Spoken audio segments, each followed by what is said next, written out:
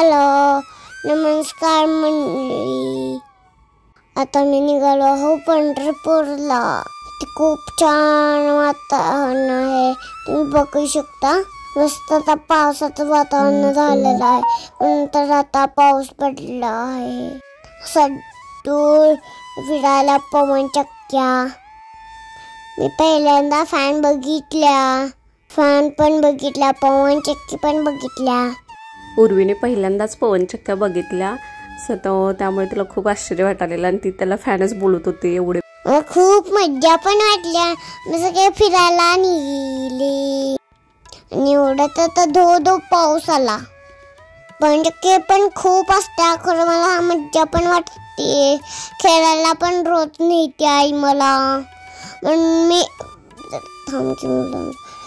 आणि दादा दीदू माझे फ्रेंड्स पण आहे, दीदू दीदी ते दादा ते दोन दादा एक पप्पा ते नाहीत ना, त्याच्यामुळे मी खुश झाली।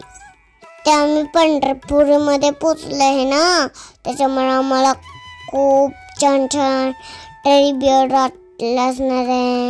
टिकलीच लावून घेत नव्हते, मी लढत पण होते। खूप छान दर्शन झालं आणि विठ्ठल रुक्मिणीचं पण दर्शन घेतलं, खूप छान दर्शन होतं। तर उर्वीने दिलेला व्हॉइस ओव्हर कसा वाटला नक्की कमेंट करून सांगा।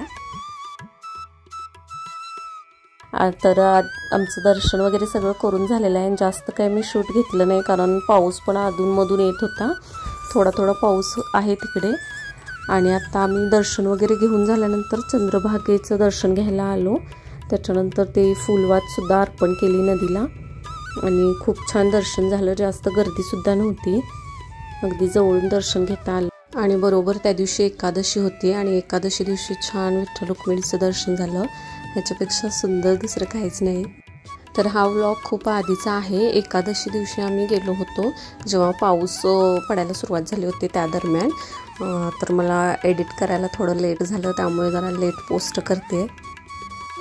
आता चंद्रभागेचं दर्शन वगैरे घेतलं आणि आता आम्ही परत निघालेलो आहोत पार्किंगकडे आणि इथून पुढे त्यानंतर अक्कलकोटला जाणार आहोत आणि अक्कलकोटमधून मग तुळजापूर असं प्लॅनिंग आहे।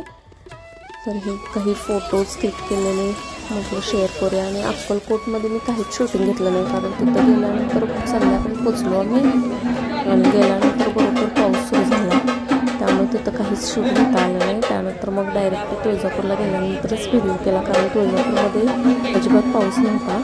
आमचं दर्शन वगैरे करून झाल्यानंतर मग थोड्या वेळानं सुरुवात झाली पावसाला, त्यामुळे तुळजापूरमध्ये छान दर्शन झालं।